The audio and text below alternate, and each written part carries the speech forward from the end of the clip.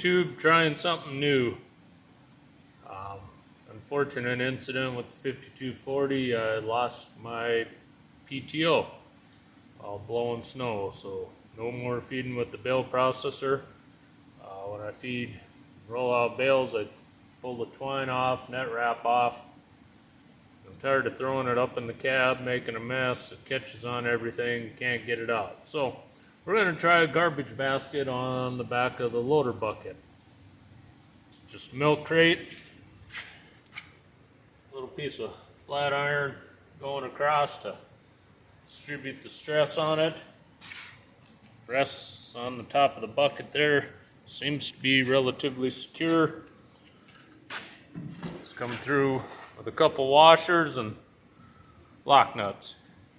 So we'll go out, just feed and give this a try, see how it goes.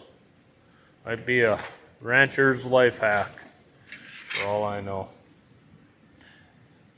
Stay tuned. And here's the handy basket at work. Got one ball of net wrap in there. Gonna add the second. We'll go do 2 more bales and drop it in the bucket so I can dump it on my net wrap pile. Thanks for watching, everybody.